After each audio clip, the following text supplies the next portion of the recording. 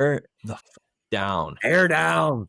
Everyone's air running down. like, oh, I only run 30 PSI. It's going to be part of it. I'm like, no. All right. You guys ready to roll? That's what I Sure. All right. Welcome to the CAMO Convoy podcast. I am Nick, your host and self-appointed president of Central Appalachian Mountain Overland. With me today is some of CAMO's finest. We explore, we break stuff, and we do it in some awesome places in the Appalachian Mountains. Today's episode, we're going to talk about the 24 hours of Appalachia and its prep, what the 24 hours rally is, why we love the suffering or love to hate it, and how we get ready for it. So for those of you guys that don't know, the 24 hours of Appalachia is an overland endurance rally. It's not a race. It takes you through some of the most beautiful country in the Appalachian region, and it is a rally against time and yourself. So you get a 24-hour time limit to complete it. And many of us on this call are going to partake in it this year. So without further ado, let's go around the horn and do some introductions. So first off, my name is Nick. I have done 2 rallies before. I've done Hinton and Point Pleasant. I've been fortunate enough to do pretty well in that. I drive a 2012 Nissan Frontier and a couple mods done to it, but we'll talk about that later. David. Yeah, how you doing? My name is David. I am driving a 2012 Frontier as well. I have not participated in a rally. I'm just looking to try to get involved into joining you guys on one of your next rallies. I live in New Jersey, so I'd like to get down to the Appalachian trails here in the future.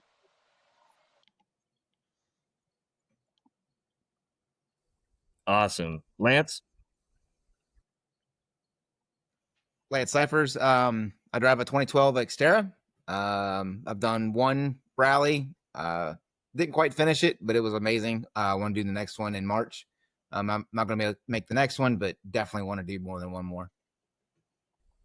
Cool. And Curtis? Yeah, Curtis Jackson. I drive a 2016 Toyota Tundra with, again, some mods done to it. I did the last one, or I guess most recent one there in West Virginia out of Point Pleasant, and then I'll be doing the next one here coming up in just 2.5 weeks' time. Heck yeah. And Mike? Hey guys, I'm Mike Valenti. I drive a 2011 Ram or 4Runner, depending on how much family's with me. I have not done a rally yet, but I was planning on doing this August one, but we'll see what happens. Got some things down the pipeline that are unexpected, so that's about it. Cool. Kyle? What's up? My name is Kyle. I drive a 2014 Jeep Cherokee Trailhawk. I haven't competed in an event yet, but I've been to 2 of them so far as a navigator for another person on our crew. All right. Aaron? Aaron Mizell. I drive a 02 Tacoma. Good bit of stuff done to it. I've done 1 rally from Point Pleasant to Seneca Rocks. Probably do 1, maybe 2 rallies a year going forward. Did not finish that one, but learned a lot. Cool. Yeah, I know you guys that have done one, you know that it takes a toll on not only your truck, but on you as well. And when it comes to getting ready for these events, you know, I feel like there's 2 camps. There's the camp that spends the whole 2 months leading up to the event going over every nut and bolt. Then there's some other guys, and it's 2 nights before, and it's like, you know, maybe I should change my oil. So for you guys, when it comes to prep, what's your checklist when it comes to an event like this? Are you more of the it either runs or it doesn't, or are you pretty involved in that prep process? David, what do you think, man? Well, I would treat it like I would treat a cross-country trip. I would do oil changes, change all my fluids, check my tires, grease the U-joints, you know, just try to get to everything and make sure I got some spare parts. I've taken my truck cross-country a couple times and put myself through some precarious situations, so I feel like that would probably be the same. Definitely. Lance? Sorry, I'm having camera issues. I'm more where I'm going to go over every nut and bolt. Try to change all the fluids a month or so ahead of time, just to make sure I don't have any weird metal in any fluids. Yeah, that's about the prep. Yeah. Do you ever, you're probably in the same camp as me there. Have you ever come across something during that process of going through everything where you're like, holy, if I didn't catch that, I would have been in trouble? I was missing 2 bolts out of my skid plates. Okay. Yeah. I don't want those rattling off.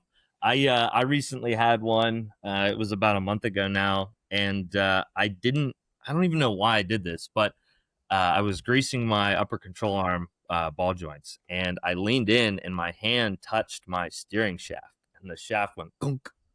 Like, oh my gosh, what? And I checked, and the whole bolt on the Nissan Frontier from the factory, it's just a bolt. But when I replaced my steering rack, I ran a bolt through it and I put a nut on it. Just figured that would be some extra security. Well, maybe the bolt that I put in was not the correct thread pitch and the nut was gone. And just the tension of the slip joint was the only thing holding that nut on. Oh, wow. So if I wouldn't have caught that, I probably would have been into the wall within the first 10 miles of the next rally. So yeah, I'm there with you. Curtis, what about you, man? Yeah, when I was actually, funny being that Nick, when I was prepping for Point Pleasant, I was doing the same thing, right? Putting grease in my upper control arm ball joints. And then I go like I don't know why I thought, I'm like, I'll just quick check the torque specs, everything on the suspension. Lo and behold, driver's side lower ball joints on my truck, they're a bolt-in style. So I have 2, I think they're like a 21 or 22 millimeter bolts, one on both sides, put them in. Both were finger loose. And I mean, like, hitting a speed bump 6 times over, they'd just be on the fucking ground. I don't know how long they've been that loose, considering it is actually my daily driver.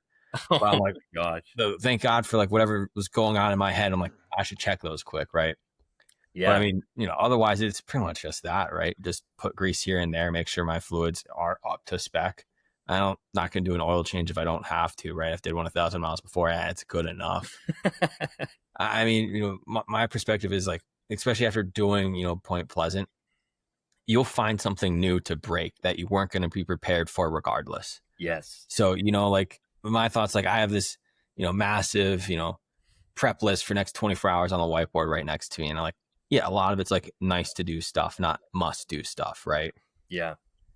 Because shit, stuff breaks. Yeah. It's just a matter of it. I didn't plan on taking out a wheel speed sensor, but that's what happened. Yeah. I think you hit the nail on the head with unplanned stuff that breaks. And I think Mike can probably tell you a story from a recent trip that he had about you could do as much prep as you want, but oh man. It's true. I spent an absorbent amount of money and time. I did 5 weeks across country, and I could have bought a truck for the prep I put into it. It didn't make a difference. I cracked a drive shaft. I lost a manifold. I had the oil dipstick break in the pan. I had 8 bolts back out of the engine pan itself. Man. I had the camper worked on. They put the brakes back in backwards. So it has been a nightmare. Yeah. But I'm the polar opposite from all you guys. I do zero prep. I mean, if I'm blowing something, it's a motor. It's not a wheel speed sensor. So typically, there's no reason to prep in my case. If the oil's got 3,000, 4,000 miles on it, yeah, I got another 6,000, 7,000 left in it. I'll let it go. Yeah, before the next motor, right? Yeah, exactly. Now we're seeing why it's blowing motors. It's just like you just top off the oil. Exactly. See, if you keep topping it off, it's just rotating. You're good. You top it off with the Marvel's Mystery, the red stuff, the good, it works its way into the valves just right, and you're set. Doesn't matter. Yeah, pretty much. You're good to go. But yeah, I think it actually comes down to the truck, though. Some trucks just really need maintenance and overhaul, and other trucks just, I don't know. I think that's the way they're built. They're built on a Monday, they're built on a Friday, they're built on a Wednesday. I don't know. I like it. Kyle? I'm definitely a prep before the event kind of thing. Well, way before, a couple months before the event. As you guys know from the group chat, I'm always asking questions and stuff like that, trying to figure out what to do. I think it's mostly because I've never actually had a vehicle or a Jeep, at least, that was as reliable as this one is. And that's saying something, knowing like the little minor issues I've had with this Jeep since having it. But yeah, I usually look over things at least a couple months beforehand. And then the week before, I just do a second run around just to be 100% on everything. Nice. Aaron? I am a once a year go over the truck, and it's usually winter because I drive a Toyota and it doesn't like salt. So I pull it in the garage and tear it apart, go through it. And nothing crazy. There's not much to those first gens. And I've gotten kind of lazy with it. Like, I haven't checked diff fluids in like 20,000 miles. I'm like 2 years checking ball joints. It's that truck's just been dead reliable, man. Like, I'm at the point now where it's become my daily again, and I need to really go through it because it's done. I haven't checked it since Kentucky. What was that, year and a half, 2 years ago? Yeah, almost 2 years, yeah. And it's been off the ground lots. Like, I've put that truck through some serious stuff, and Yeah, no doubt, for sure. it hasn't complained at all. Yeah, and for those of you guys that haven't seen Aaron's truck right now, not only is it a first gen lifted, but very recently there's a camper slapped onto it, and the driving style has not changed. Not at all. That thing still gets sideways. Yeah, absolutely. So, yeah, I think I mean, you guys know, basically 2 days after I got home from the last rally, I was already digging into the truck. I have a problem when it comes to prep. I have this terrible fear of breaking down. I mean, I think it's because my free time is not really that massively available, and I'm just terrified of, I put some effort into something and then I get some free time and I waste it because I break. So, I mean, I'll go as far as like, okay, today I'm going over the rear axle when it gets pulled apart. But the problem that I run into myself is I go overboard. Like, I replaced a wheel bearing in actually an axle shaft bearing in an M226, the rear end on my Nissan, just because I thought that I had some end play, but I put the brand new one in and it felt exactly the same. So that was like $400 in parts. That was completely unnecessary. And that has pretty much been the MO with that Nissan since I've got it. So I'm a little bit anal retentive when it comes to prep. I think I like it. I just know that I don't like it as far as my pocketbook goes, and I'm sure my wife would rather prefer that I just not do that. But yeah, that's kind of my style of that. So I kind of do the same thing where, like, I've got this womp womp womp sound right now, and I'm pretty sure it's tires, but I'm not sure. As far as I know, I'm still running factory wheel bearings and axle bearings in the back, and I'm like, this is definitely a bearing. And I'm like, it could be from the front, could be from the back. I think I'm putting all 4 bearings in at some point over the winter. Yeah, it's not going to know what to do with itself. It's going to be, I mean, that stuff was made when what, like Clinton was president? And Two, Bush. Bush. Bush 2. Yeah, you're going to have to bring that truck up to speed on those new parts. You know, but to piggyback on Curtis and Aaron, though, you really got to know your truck. I mean, a lot of us have owned our trucks. Like, I've had mine for 13 years now. Yeah. Aaron, you've had yours forever. And yeah, I'm 10 years in mine. Yeah, so like when Curtis said like he just did oil change. Well, if you know your truck and you've had it for like mine, 120,000 miles, I don't need to do every service all the time because I'm staying up on a typical maintenance schedule. Yeah. Yep. And I'm a 7,500 mile oil change guy too. Yeah. Well, I'm 5,000. I've had to dial it back after motor number 3. Yeah, that's something we can dive into at a later time too, is the mad world of oil. But I've started to dive into the Blackstone oil reports too, so that's a slippery slope for another day for sure. But that's what made me push oil changes so far. Yeah, same. Yeah, Aaron, you joke about it, but I'm actually I am like 95% certain that I am on my factory fluid in my rear differential. It's one of the things where like I'm planning on doing it before 24 hours. Like I just picked up a gallon like the other day, but at the same time, like I'm a little worried about changing it, man. I don't worry. I made 150,000 miles. Metal shavings just naturally from OEM are just kind of molded properly into there. I'm like, oh, We call that I don't know what's going to graphite come blue. out. The last thing I want to do is like 2 weeks before, pull it out and just be silver sheen. And I'm like, fuck. Yeah. It's like a puppy. If they hide their head behind the couch and they can't see you, you can't see them. Yeah, so I am genuinely a little nervous about doing it. I have to admit though, so I've been working parts for years before I switched industries, and we were always told though, like with Mercedes Benz, they would ask this question: "Have you done a transmission service?" And be like, "No, you got 100,000 on it," and the answer would be, "Then don't do it." Yeah. We've always heard that if you're not up to date on your stuff, just leave it alone until it goes. Yeah, exactly. On transmissions, that's transmissions for sure. That's different than diffs, though, in my opinion. And it still needs to be done. I don't know that I've ever opened up my transmission to see what that fluid looks like. Don't. Or You're my good. transfer I'm not case. worried too. It's just a Japanese flag, actually. Yeah. Yeah. But yeah, I think, obviously prep, massively important. At least you got to bring something that's not a total clunker. The last thing you want to do is be the guy that's, clogging up the trail. But another thing that can make you clog up the trail is if you don't have the right mods. So be interested to hear your guys' perspective on what mods you think are most important. So if someone's listening to this, has never done one before, maybe their MO is typically just, overlanding, camping, but they're looking into getting into this competitive endurance style of driving. What mod would you recommend? And if you're going to say lights, that's fine. However, specify your method, your madness with the lights. So David, go ahead, bud. Oh, I'm sorry. With the lights. So this is the modifications that you think are most important for the 24-hour race preparation. Not included in that. For me, it's going to be getting my rear differential working again. I just blew mine up this weekend. So, yeah, I'm waiting on parts. Hopefully they get here this weekend. Yeah. But making sure that you have good skid plates. I think that's the most important thing. Yeah, for sure. I learned the hard way. I think not having skid plates and things to protect the underbelly of my vehicle.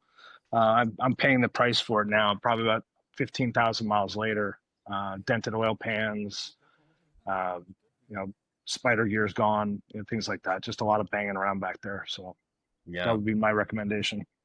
Lights are always fine, but I wish I had lockers. I don't have lockers yet. Yeah. I'm switching to a limited slip, so hopefully that will help. Yeah. What do you know? Have you decided on what diff you're going to go with? Well, I have this C200. I'm got the ADO limited slip, so I'm going to try that out, see how that works. You're going to like it. You're going to like it. I wheeled with Ben, who recently picked one up for his C200. He was really happy with it, so I think you'll be happy. I hope so, man. I think it's grenading my driveway right now. So yeah. Well, plus the weak points in the C200 get addressed with that. It's essentially ADO's version of a true track. So you'll be happy with it. Awesome. Can't wait. Lance, what are you thinking for mods? Tires. That's my number one. Tires. Good tires. I had recently just put on the Mickey Thompson Baja Bosses right before the trip. Those things did amazing. After that, I'd say a winch if you don't have lockers. Definitely a winch. I got stuck on that big hill that clogged everybody up. I tried it twice. Got the winch, pulled up, get out of everybody's way.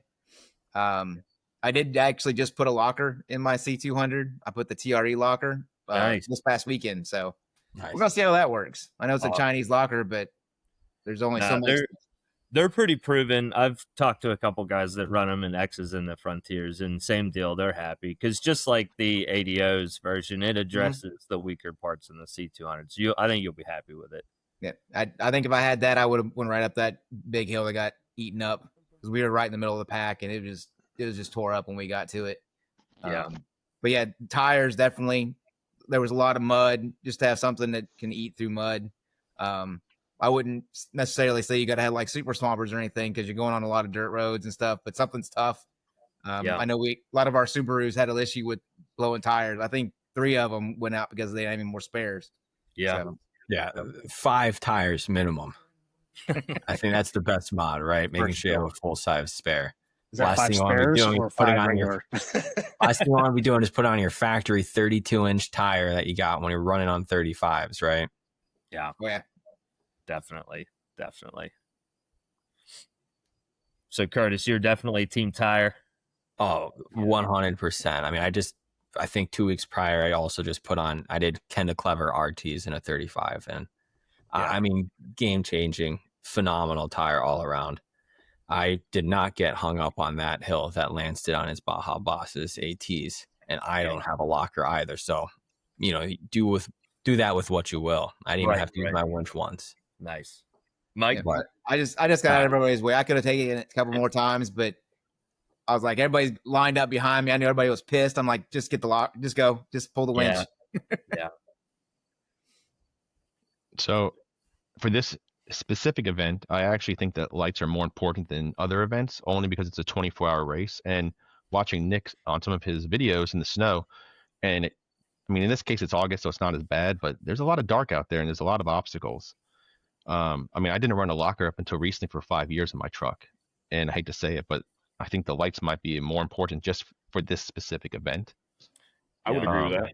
Yeah. That's about it. I mean, you're guaranteed to run in night. Yeah. And one, this is a little bit of an aside, but on the topic of lights, something that I kind of like. So my roof lights are yellow, my bumper lights are a white light, and I noticed that my eye fatigue, like minutes, hours of running lights, the yellow, I had way less eye fatigue, and I kind of felt like, not like I was staring at the sun, but it made me feel like I was more awake than if I was just running my white bumper light. So that could just be me, but something to keep in mind that I thought was pretty beneficial for me. I'm right with you there on that, Nick. That's, so I got the 4, Chinese suns on the front of my truck.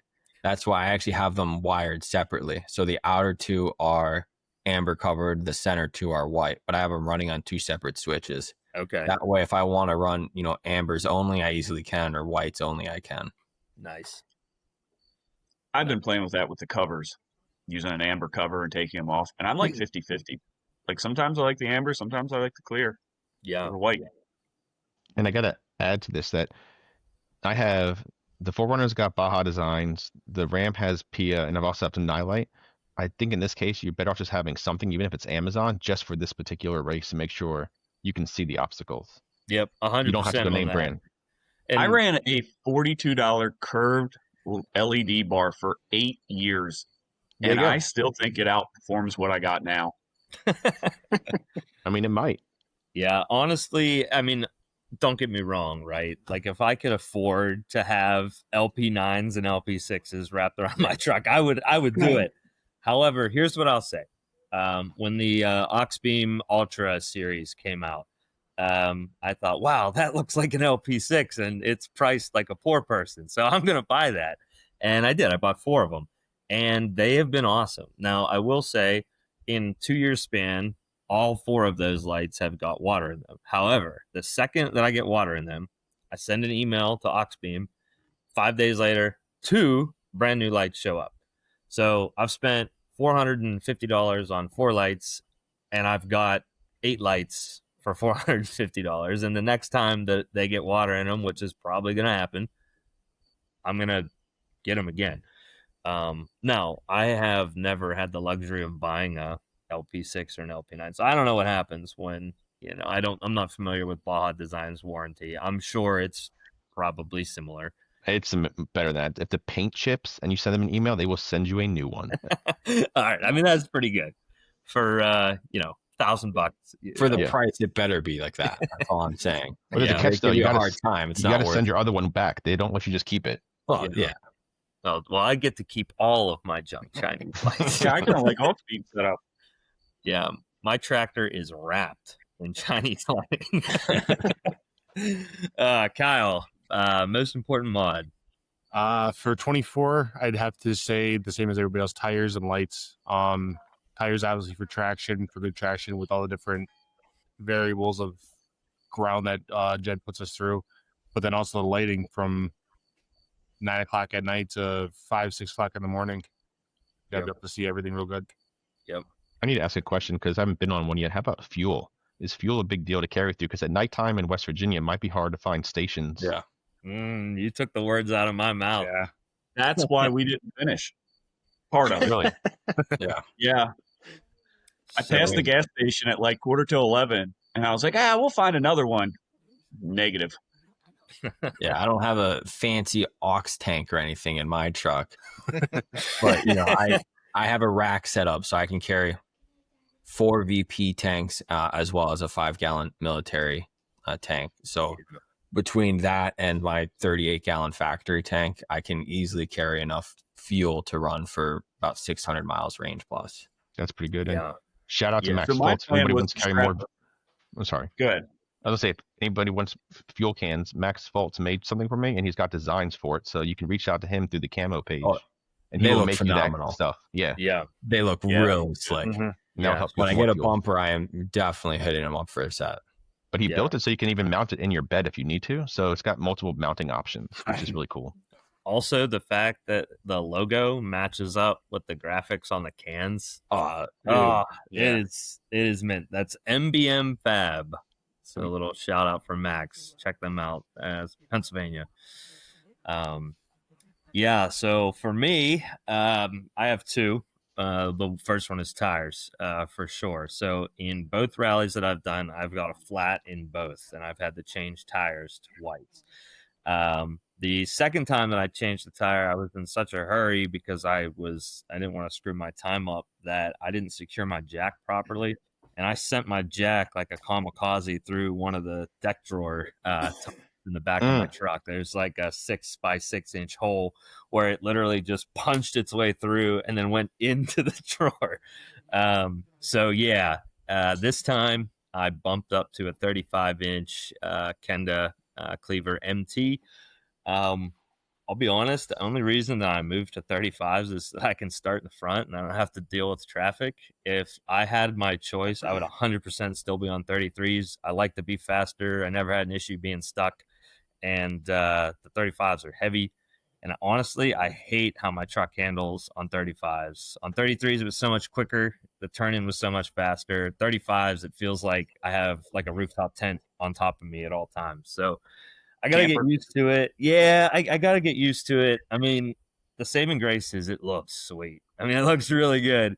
But I'm not super excited about how it handles. But hopefully that's not a problem in the woods.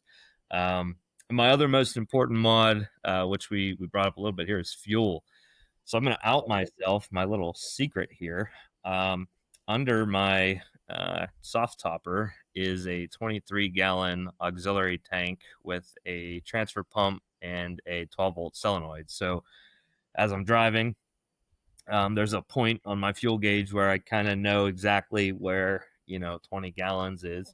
I just open the solenoid, which is kind of like my safety valve, an additional safety, and I hit the pump and it gives me 23 gallons of fuel.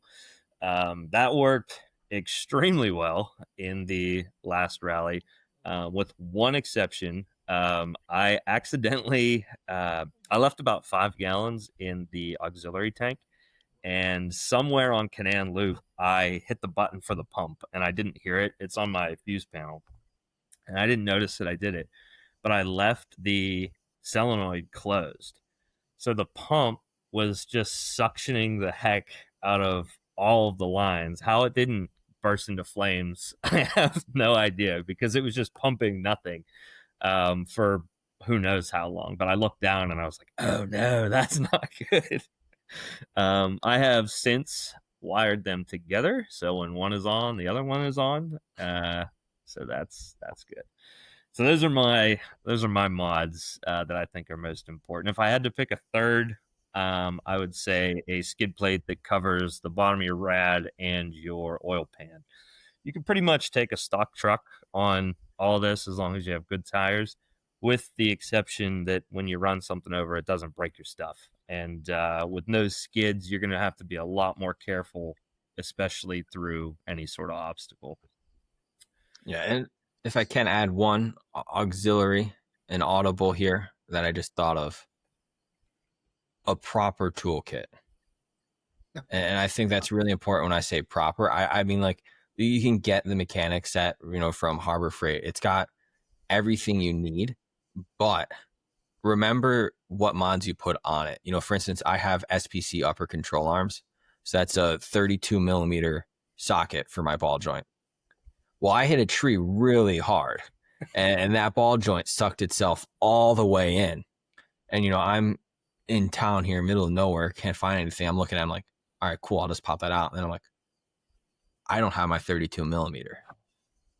So I'm sitting here, my tire is sitting like this, and I'm parked on the side of the road trying to figure out what the hell I'm going to do next. And fortunately, I met a Jeeper who had, everything in it, and I was able to borrow a 32 mil from him, but it would have been a nightmare to do anything. I mean, on a fresh set of tires, would have hated myself to drive like that.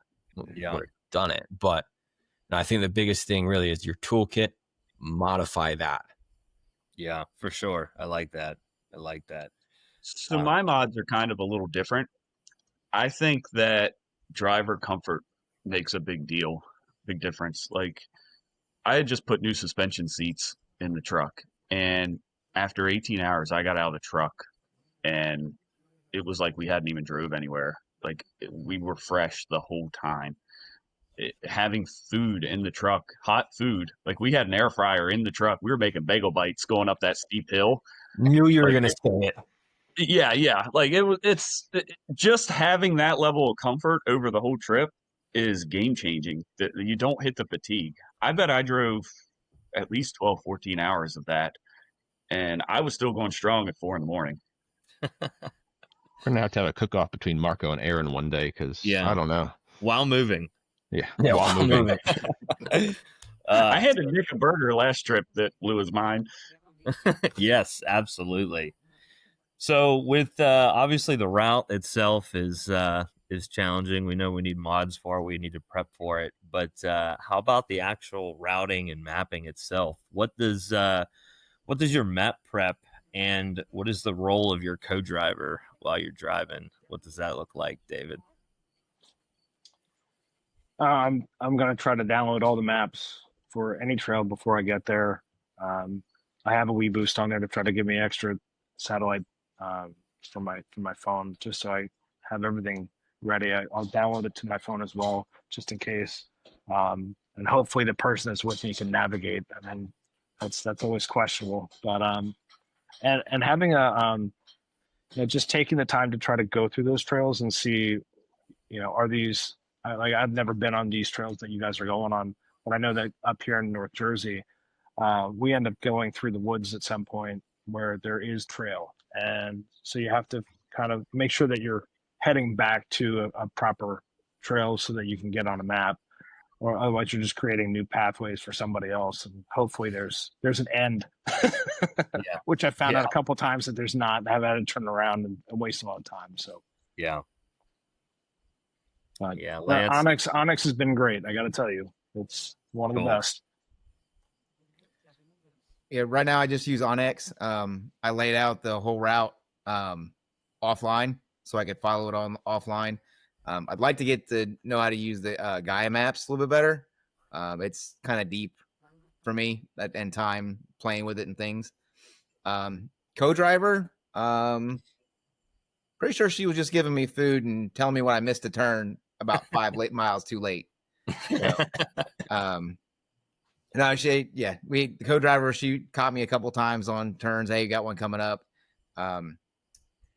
She was also communicating with all you guys. She was the one doing all the texting and all the follow-ups with everybody to make sure we knew where everybody was and what was coming up. She did a lot of the radio chatter for me, just monitoring in front of us and behind me. Onyx was what I used, and I just rerouted it. The route on hard. How do you say that? It's hard. So I put GPS points all the way around. Yeah. And then we just followed that because it didn't do the turn by turn. So we just followed the route. That's how I missed a couple of turns because it doesn't tell me to turn left. I just missed the black line going left. So yeah. Curtis. Yeah, so I didn't have a navigator, so I was Iron Man at the last one there. I mean, my nav is similar to everyone. I think the big difference is, so I run a Garmin. I have the Montana 700i. So I not only have, offline on my phone, but also I offline and load the entire route into my Garmin. And that way it does give me essentially turn by turn. So, I make a wrong turn, it starts beeping at me and I know, like, shoot, got to turn around or got to reroute, and double check where I'm at. I think the biggest thing from a navigation standpoint, a solid phone mount. So that was like a huge whiff on my side is, look, I've overlanded off-road plenty before. My, whatever Apple CarPlay stick-on deal, I've never had an issue with it before. Turns out when you're, trying to keep a semi, 100% legal, but a, rally pace on some of these rougher roads and gravel roads, man, my phone's going to the back seat. I'm trying to hold it and find it while I'm driving. I ain't stopping, so the next thing I know, I'm driving one hand like this, holding my phone here, and I don't have anyone next to me to tell me I'm missing a turn, but I got to figure out where I'm going because there's 6 trails in front of me at the same time. So, I mean, I've got a RAM mount coming now that I'm going to be putting on, but that's the second thing I just dump in here with the map challenge and navigation is if you are Ironman in it, make sure your stuff's solid because it sucks to do one-handed. Yeah. Mike, I know you haven't done one yet, but you have quite a bit of experience driving with a co-driver. What's your dynamic look like there? Well, in between the yelling, which, jokes aside, Maggie's actually really no, but she'll see it. But she's actually really good at just giving directions, and she's really good at Gaia in particular. So we do not use Onyx, we use Gaia. And then just like Curtis, we also have a Garmin, and I don't think it's the Montana, but I think it's called a 690i. It's got the one with the big screen and all that stuff. And the touch screen? No, it's the version before that where it doesn't have touch. Oh, okay. But it gives us the confidence because we know that if the computers go down or something goes wrong with the maps, the Garmin, no matter where we are, because like this last trip when we went out west, we didn't have internet for a lot of the service of our trip, the internet service. And the Garmin was able to get us out of a few hot spots when we got lost because in the end, it just functioned. Exactly. So I hate to say it, but I think even with the co-driver, having a backup dedicated GPS, not a cell phone, a GPS is the way to go. Yeah, I like that. 100%.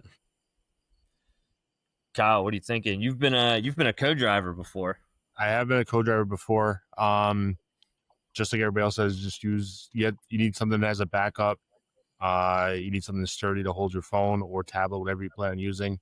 It looks like this event I might be doing Ironman, so I'm hoping that the CarPlay screen that I got works. As soon as the maps are released, I'll probably spend an entire weekend I might steal, I think Curtis is the one that said it, doing the little pinpoints for like hard turn areas. I know there was a couple areas me and Russ came up on it, and there was one that went up a hill and a little tiny turn off here, and you couldn't really see it because of how the map is laid out on it.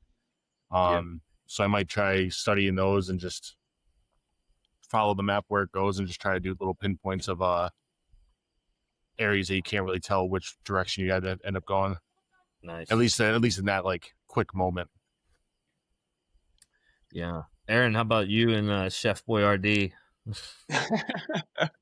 So I had a pretty rigid phone mount that's right over my right hand. It's mounted to the dash, and I just had 1X up the whole time and kind of had it zoomed out a little bit so I could see if there was any hairpins coming up. I would zoom in when we were slowing down or coming up on technical stuff, like what Kyle's talking about. It worked okay. I mean, I just have a $100 smartphone. Every now and then the GPS would glitch out a little bit. I think what Mike's saying about having a better GPS that could do turn by turn would be super beneficial. But I mean, we got by with what we had. Yeah. Yeah, so I'm an Ironman guy. Now my first event, it was my dad and I, and he wasn't able to make the last event. So for those of you that haven't met my dad, first of all, guy's my best friend, right? However, if you haven't met us or been around us, do you guys remember like Orange County Choppers and like the Tuttles? It's kind of that. Breaking doors? Not as extreme and nothing gets broken, but I can tell he and I won't be mad at each other, but I can tell we're making other people uncomfortable. But we had a great time with him as my co-driver. It was basically just him holding onto the handle, like, for 16 hours, but it was super fun, and I enjoyed that. But he couldn't make the last one, so I Ironmanned it. Actually, my co-driver was a little stiff. It was a cardboard cutout of Dale Earnhardt Sr., which was super fun. And actually, I kind of realized I like Ironman a lot more because the only thing I had to worry about was me. And as far as nav goes, I'm a Gaia fan. However, I do keep OnX running in the background on my iPad. So the way my setup works currently, my phone is mounted on the dash pretty much right at eye level, just off center a bit. And then similar to like what you'd see in a police car, I have a tablet mount. And that tablet mount mounts actually to the seat base on the floor. It comes up and it's sort of just above an offset above like where my shifter is on the column. And that's worked really well. However, tagging on to what Curtis said, make sure your mounts don't suck. So one thing that I did that totally sucked was I had my iPad running, and it was really great. It was a little shaky because that arm is long, but it was steady. Long story short, I accidentally jumped the truck a little bit. And when I landed, everything exploded. Like my whole dash came apart. The mount that my CarPlay unit that shows my maps, that came flying off the dash. My phone went flying under the seat. But the tabs on the iPad holder, they came with these set screws. And I'm like, why would I need these set screws? That's such a pain in the ass. I'm not going to deal with these little set screws. All that. I should have used the set screws because the fingers on the mount blew off, and then I didn't have anything to hold my iPad. So definitely a strong advocate of make sure you have a solid mount for whatever your navigation is, and obviously go over that route. My little tip for that would be if you're driving something that teeters on like the shitbox side of things, like my Frontier, where I get like 250 miles to a full tank of gas. What I would do is every 180 to 200 miles, go through that route, and within those gaps, plot every gas station. Yep. So that you know where those gas stations are.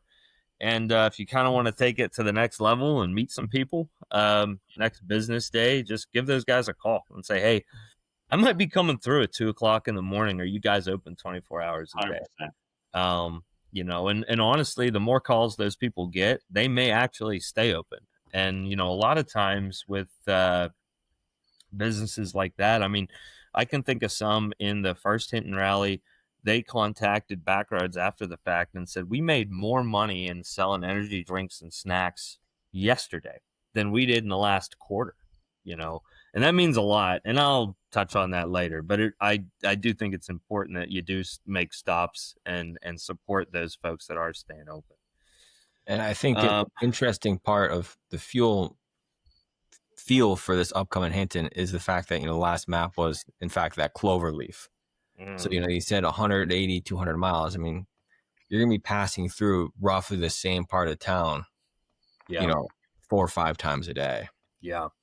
Yeah, that whole clover leaf is it's going to mess some people up for sure. Navigation's going to be challenging, especially with the class delays being an hour apart. I mean, you're guaranteed to have, C class running into A class, B, A, B, C, plus side-by-sides and bikes. I mean, it's going to get confusing after C class finishes that first lap because everyone's going to be on laps 2, 3, 1. It's going to be fun. Yeah, you're going to think you're following a guy, and then all of a sudden he's on segment 2, and you're on 3. And it's going to be tough. I usually don't worry too much about nav, but I can imagine rolling into Hinton at like 10 p.m. and that mental game of like, oh my gosh, I have another 300 miles to go. Exactly. The last 2 laps when it's guaranteed pitch black and you're just seeing random people here and there staggering through.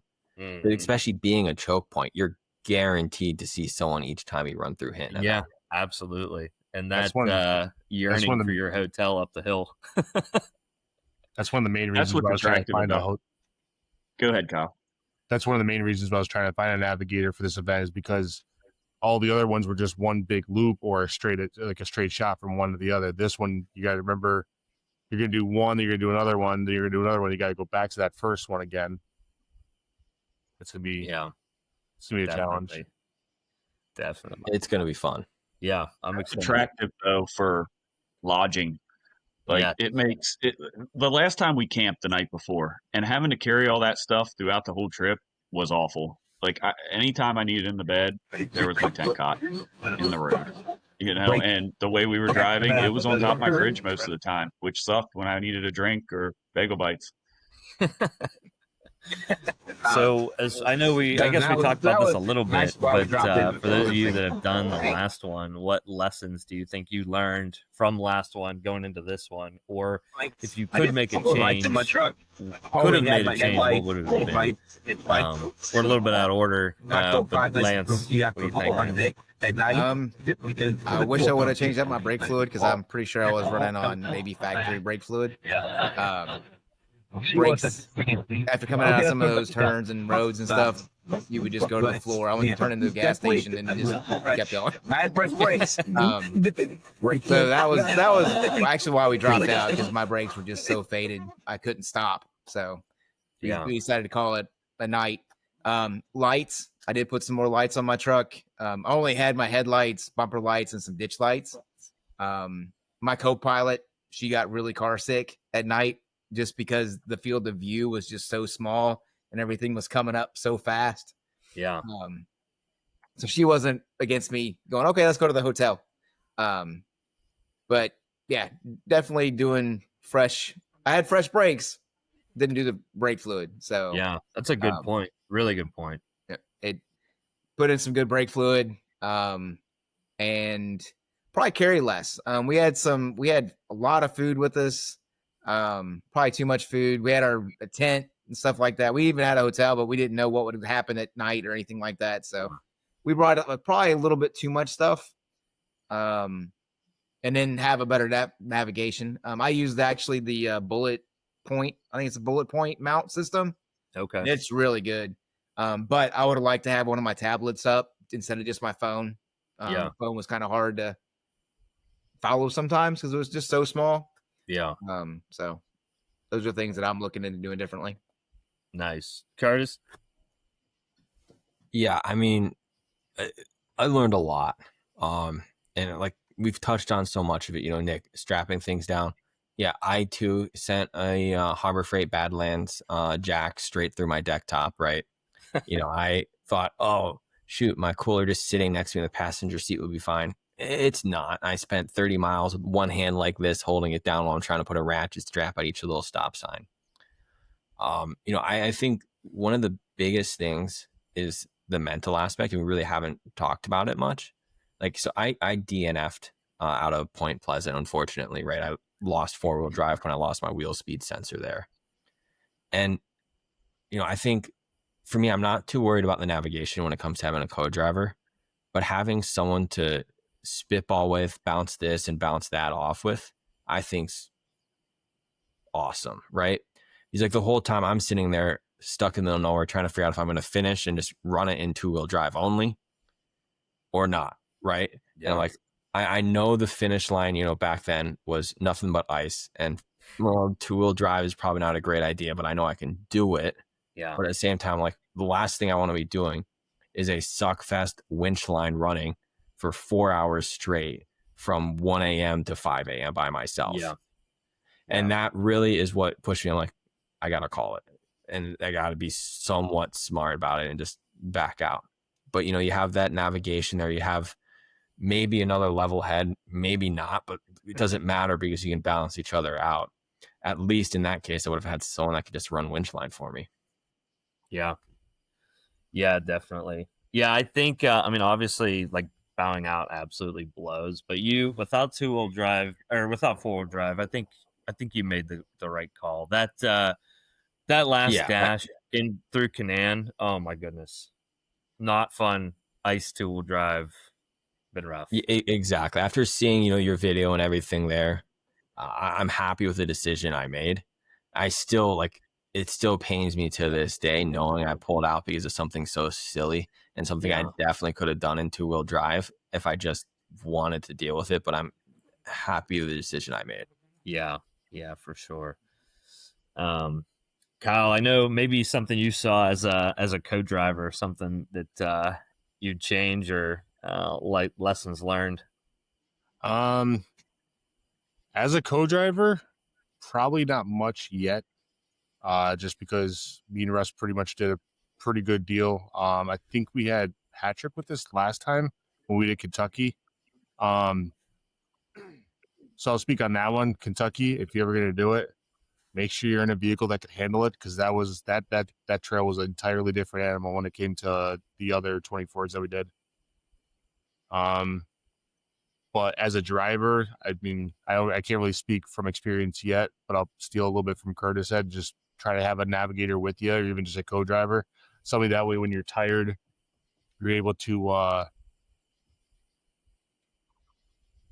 I still here? Yeah, You're here. We just have some really sweet technical difficulty screen. I like that. That'll make a nice edit there. I had the power go out for a second there. I heard something explode. I didn't know if that was my end or in the thing. No, because I just had I lost my camera and I lost all my lights inside the house, but somehow my computer stayed on. Don't know how that worked out. But yeah, I'll still like what Curtis said.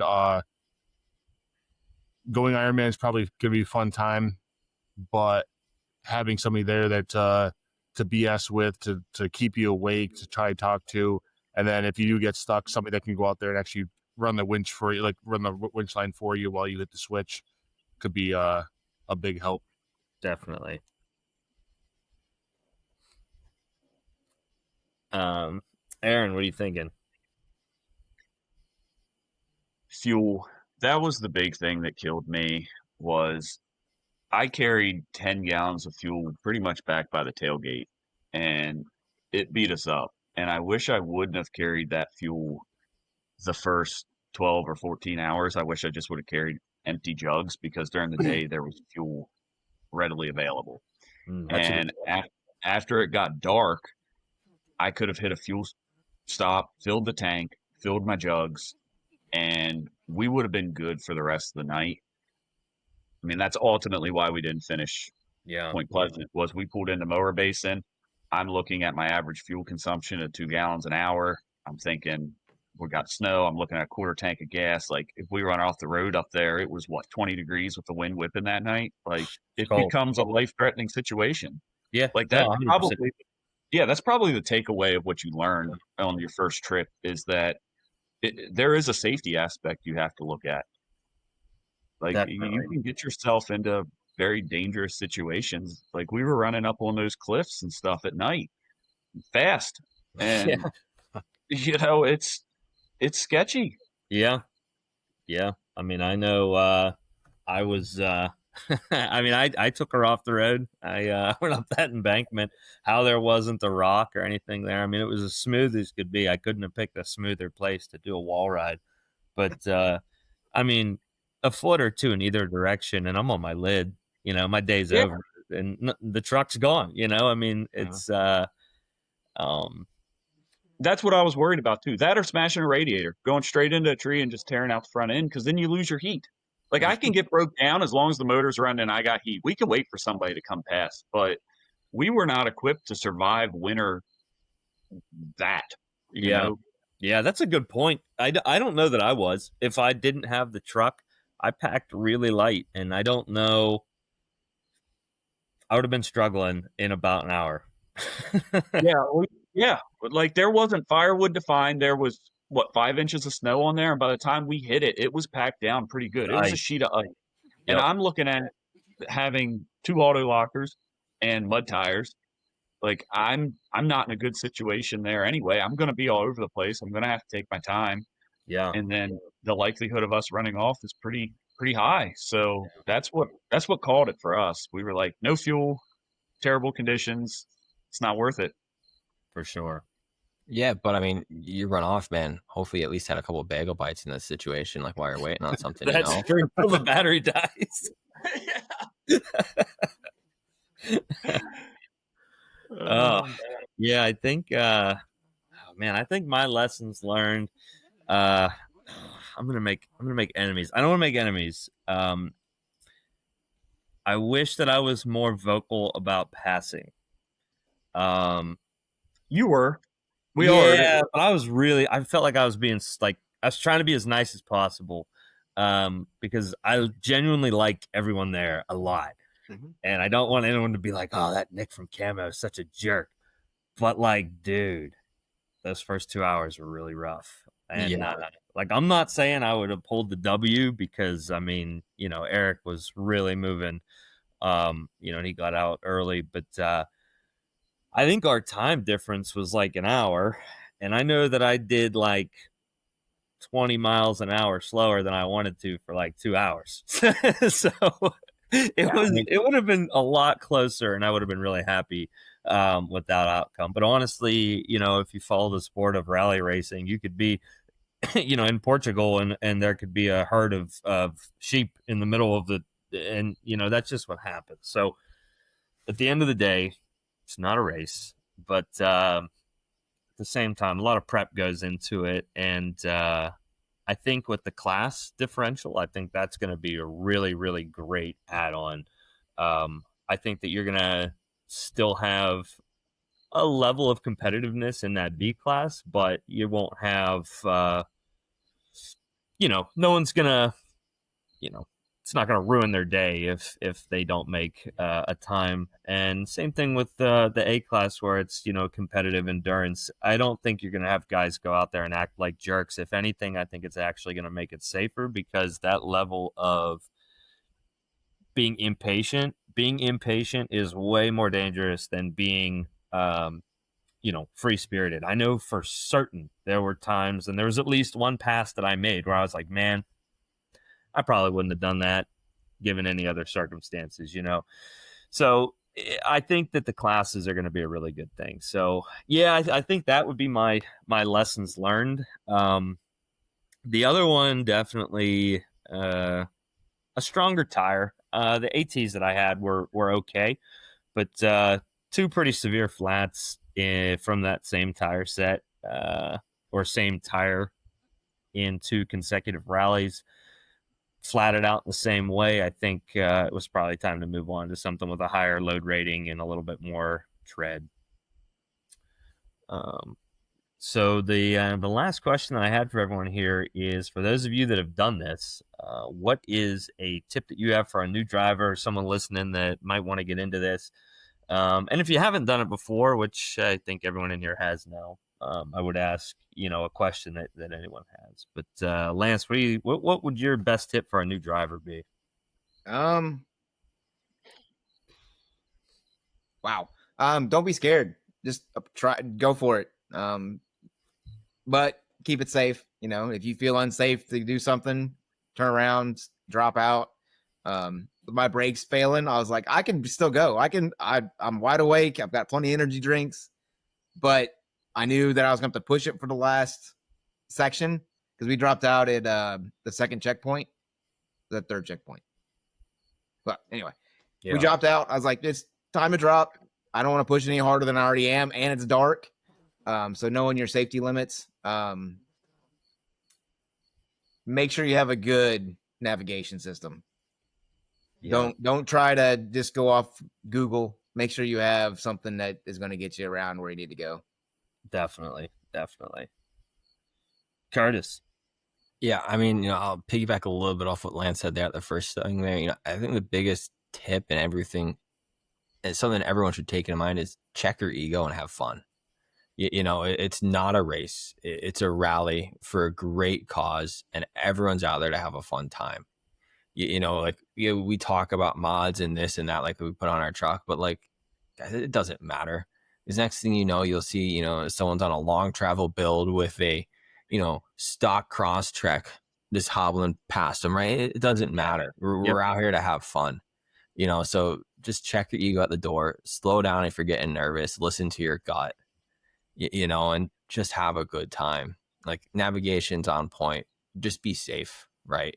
Make sure you have your radio so you can ping it if you need help.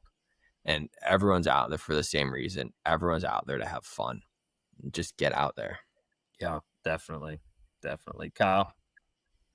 As a new driver, my saying would be, it is a rally at the end of the day. We're all there just have fun, and the most important thing is just get across the finish line. If you feel, don't put yourself in like an unsafe situation. Like, yeah, obviously we're trying to get good times, trying to get there before the 24 hours, but at the end of the day, if you do anything stupid or try to go too fast, you're not going to make it the 24 hours, because you'll stop right wherever you land at the end. Yeah, of the time.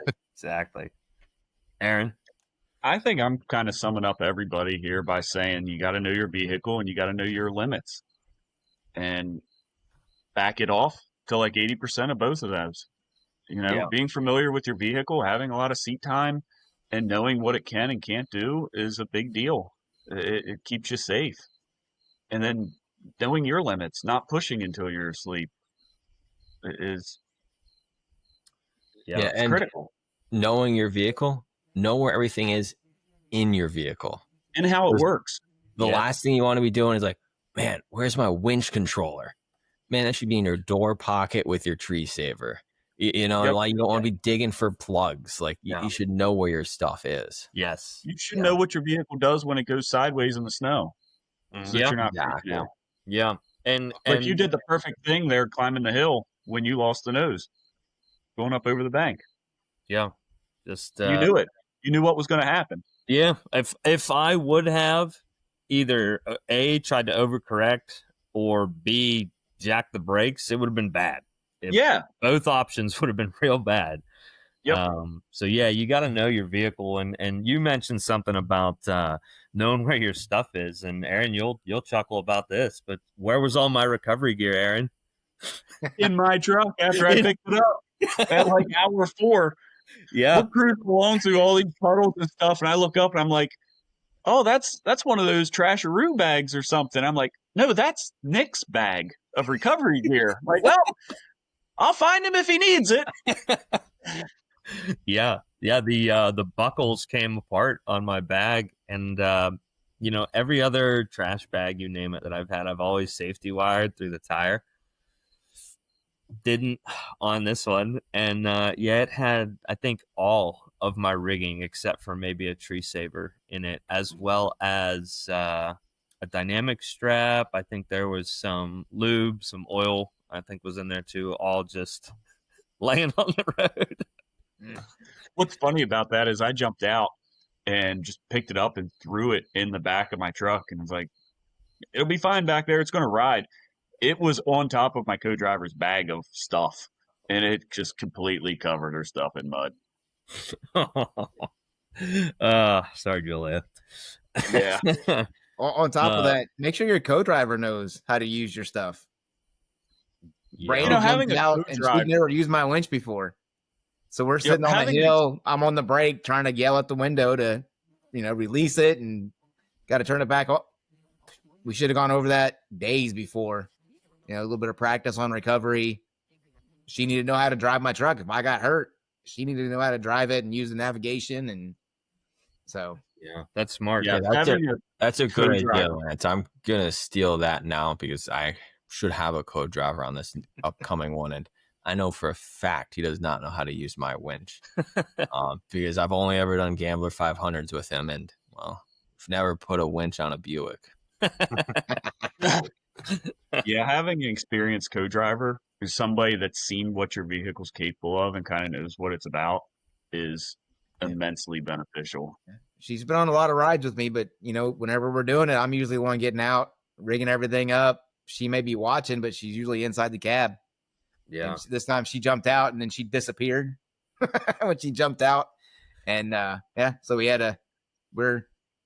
it would have gone a lot smoother because we it raised some temperatures when we got to the top of the hill. So yeah, I think my tip. So if I was giving a tip to someone competing in the B and C class, I would say, as you guys said, check your ego and remember why we are doing this. And ultimately, And I don't think we've even brought up the most important part is that when we enter this and we donate, there's a massive amount of money that we all put towards local charities. If I'm not is this the Children's Home Society of West Virginia for Hinton? Is that this? This one's for Wheeling for Hope. It's for That's the right. American Society for Suicide Prevention. Yeah, exactly. And I mean, we raise collectively, 20,000, 30,000. I think we came close to 40,000 in the one event. So please, if you're listening, all of our massive amounts of fans out there, if you're listening and you're taking part in this event, please donate, and don't donate like $20. You spent $20 on stickers before the event. Like, donate. That statement is one of the big reasons why we're able to do this, and Backroads of Appalachia is able to get those permits and do this at the capacity that they do it. Because I know when I first heard of this, I was a total doubter. I was like, there's no way that this is even going to happen, let alone be legal. This can't happen, right? It's no way. And then it happened. I went out there for recovery. I didn't compete, and I was like, oh my gosh, this is literally what I've been looking for since I started off-roading. This is amazing. So donate. That's massively important. And if I was going to give a tip to someone who wants to do this in more of a competitive nature, everything that I said for B and C, with the exception of, if you are driving and you think you have the opportunity to safely push, and I emphasize on safely, do it. If at any time you are lagging per se, right? And I don't mean just bash through obstacles and beat your rig up, but after 10 hours of driving, it's very easy to catch yourself like, holy, I'm doing 18 miles an hour on this gravel road. I could do 30. That would be an instance where I would say, try to constantly remind yourself. Think of like a little dreidel in that movie Inception, where they constantly remind themselves of something. Have something, even if it's a little sticker in your car that just says go, right? Just kind of remind yourself, am I driving at the pace that I need to be driving at? If you're running Gaia, I'm not too familiar with Onyx's record system, but if you're running Gaia, it'll give you your pace. It'll give you your average speed. Before I start, I pick an average speed. I said before the last event, damn it, I'm coming in 17 hours and 40 minutes, and I missed it by 20 minutes, you can do that, and you can make that your goal of, I'm going to maintain this speed because that's safe. That's safe for me to drive in, that's legal, and it's responsible. And if you can do that and you can maintain that, level of accuracy, then you're going to have a really good outcome. We were watching that average speed quite a bit, and my takeaway from watching it is there are times where that average speed is going to drop because of where you're at and what you're doing. And you need to not panic that average speed is dropping, because you're going to make it up someplace else. Like, Yep. We were doing 70 across the scenic highway in the snow, passing people. I was making up time up there, but when we were running through puddles and stuff, and I had all that weight in the back, just bouncing around, banging on the bump stops and the airbags, like it was killing our average speed. Yeah, definitely. And I think one thing we can wrap it up with is, what do you struggle with the most? So if you had to put all your stats out there, what's your lowest stat when it comes to these events? What do you think, Lance? Can you explain that a little bit more? Sorry.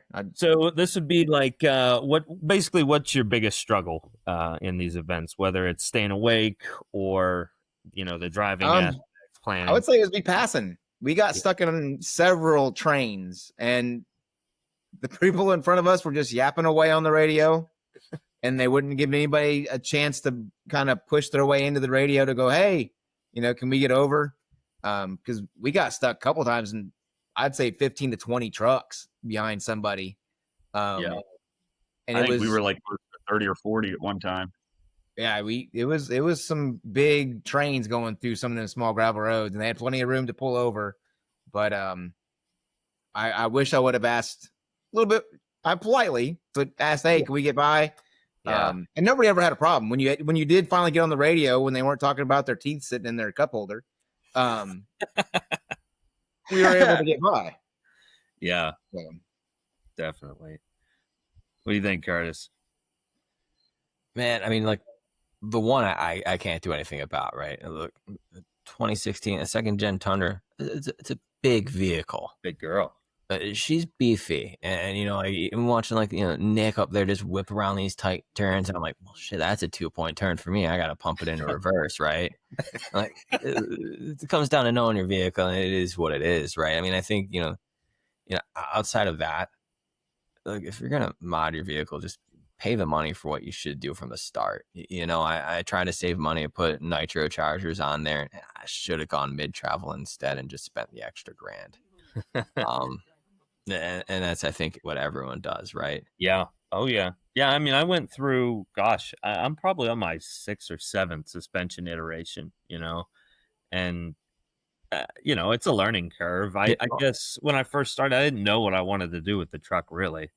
No, exactly. And like, that first segment there where you're just beating it up, trying to do 30 miles an hour on this rutted up potholed gravel road.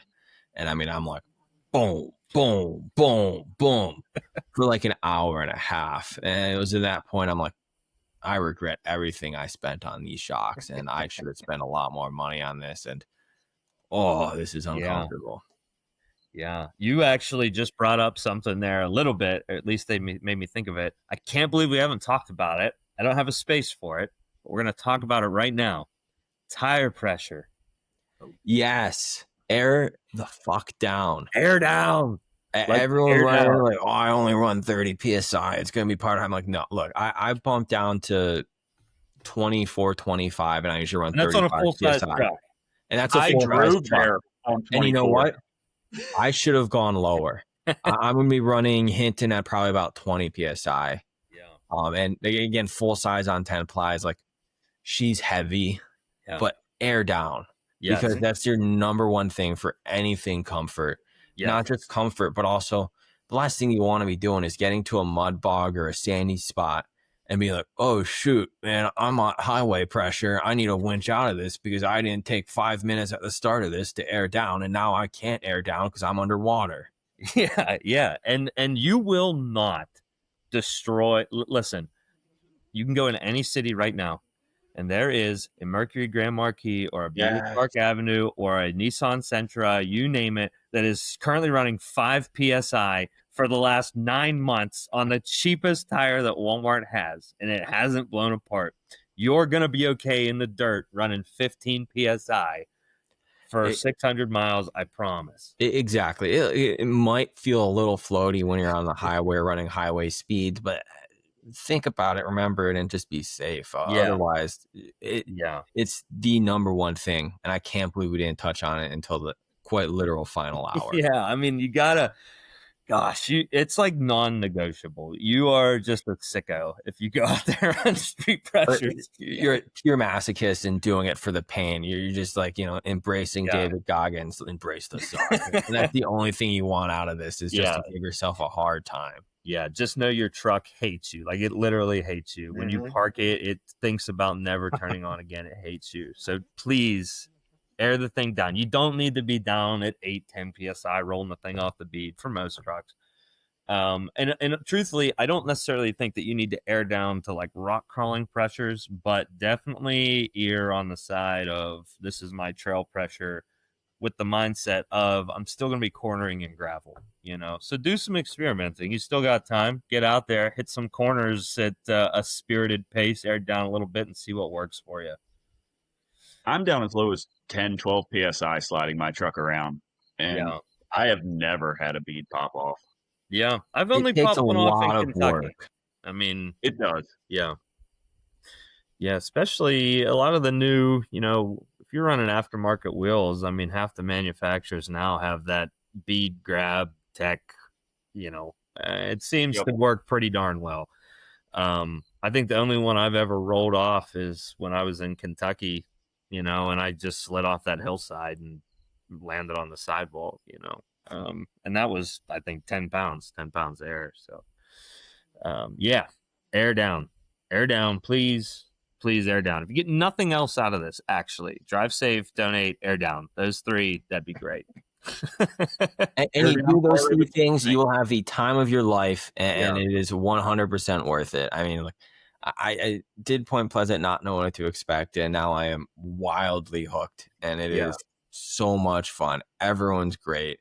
It's just electric at the starting line. The driver's meeting's phenomenal, and it's the time of your life. Such a cool event. Phenomenal. Dude, the start line feeling, I mean, I could talk about that for hours. Like, obviously, chill. I mean, it feels like I'm ready to go out of the tunnel at the Super Bowl. I mean, and especially like when, God bless those guys in Point Pleasant with the at the Mothman statue where they put that. Was cool. How cool is that, man? That nothing felt more real than doing that. I mean, that that little start obstacle awesome. course. Yeah, that was cool. Yeah, that was awesome. I didn't get to make that one, but just seeing the videos from everybody, like, that's for like the like 2 weeks after the event. That's what I end up doing is I'm watching YouTube videos of everybody that's done it just to see everybody else's like POV, especially the guys that do the bikes. Yeah, I don't know how they do it. Dude, the one of my favorite launches off of that, I mean, obviously Palco's where he just like yard saled his lights and everything, but the Sophia in the red Jeep, man, that was a brutal send. She gave zero cares at all. I wonder if that's when her motor mount I think it probably was. I mean, that thing, she launched it very hard. I was a big fan. My profile picture makes it look like I like tripled the thing, but in all actuality, I was doing like 7 miles an hour. So it was rough. It threw me around more than I expected. Yeah. Oh yeah. Yeah, same. I smashed my skid plate coming up off of it too. Yeah, because there's a pile of rocks right on the. Yeah. Like the front tire got up and then just boom. Oh man. Yeah, it's a blast, and I'm massively excited. I literally, as soon as the last one ended, I was extremely excited for this one. So I'm excited to see you guys there for sure. I think it'll be a blast. I'd like to do one of these when we're all together, just sit and talk and BS for a half hour and throw the cameras on. We gotta sneak if Jed uses that hall again like he did the last time. Yeah, we gotta sneak in there like an hour before. So we probably can. We could probably get into because the depot's open from like midday onward on Friday, so we could totally sneak in there. I think that'd be pretty cool. I think we might even be able to get Jed to come sit with us for a little bit. That would be neat to get him in We'll there. send him the link and let him know it's legit. But yeah, does anyone have anything to add before we skedaddle? Just to add on what you said before about the donations. Not only does this help out with donations towards whatever cause we do at that time, but it also, when I was talking to Jed, this helps out the economy a lot. Places we go to, like Kentucky, we went to Boonville, Kentucky, and just the amount of people that go there for hotels, fuel, food, going shopping for the event.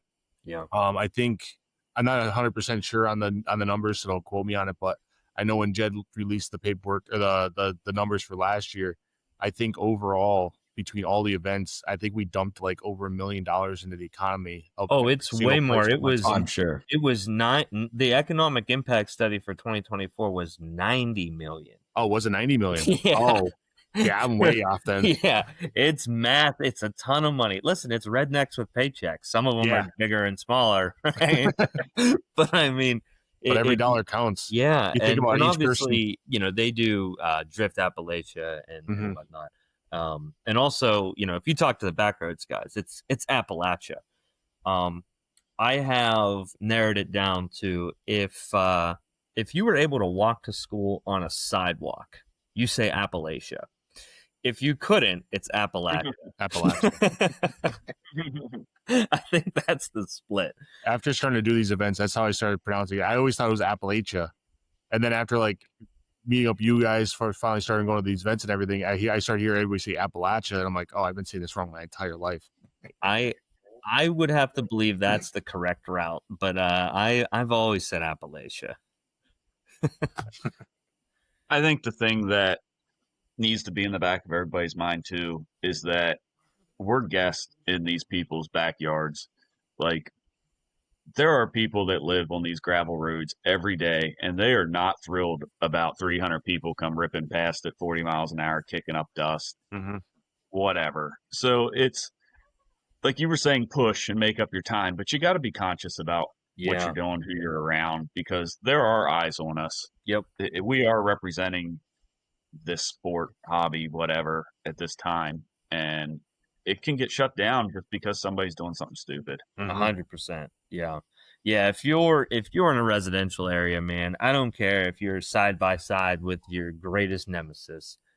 Don't speed. It's not worth it. It's not worth someone's son who's 6 years old that hears a race truck outside and runs out into the street. Next thing you know, you're living with that, and this is done forever, everywhere. Yeah. You know, Yep. don't speed in residential areas. Don't speed. You know, if we get into national forests or state parks, I know we cross through some campgrounds. Don't speed through the campgrounds. That'll go away so fast. Use your judgment. You know, if you're in the middle of the woods and you know the speed limit's 45, you might not even be able to do 45. But yeah, don't push yourself in someone's backyard or someone's driveway. Yeah, you definitely have to be very careful with your surroundings. 'Cause even just add on to that, when you said you're out in the middle of the woods, I know Hinton last year when me and Russ were coming up, we were coming up over a hill, and there was 2 houses side by side across the street from it. They had like it had to be a full family because they had like an inflatable bounce house and everything going on. Yeah. But we crossed that hill and there was kids on each side. There was a dog running across the street. Well, Yeah. dirt road, but still. Yeah. Yeah, that actually brought up a good point there. Watch for dogs, right? These dogs that live out in this area, they see like a car a day and they chase that car, right? They don't see 300. So they're gonna think that they're under attack, and they may be in the middle of the road. So blind corners, humps, ridges. This is not a closed course in Mexico. This is our backyard. These are our neighbors. So be mindful of that for sure. Air horns do work great on dogs, though. Yeah, you have quite the horn for that. I've run off quite a few of them. I'm still waiting to pass a fainting goat field. Oh man, you need to have a camera going if that ever happens. Well, listen, guys, I think that is a wrap for this one. Thank you for being a part of the first installment of the CAMO Convoy. If you're going to the 24 hours, like I said, I want to get together and find us. Hopefully we can run something up inside the train depot. That'd be awesome. And then our next full episode, when we all get back together, will be a wrap up of the event. So in the meantime, keep the shiny side up and the muddy side mostly down. Thanks, guys. See you guys See later. ya.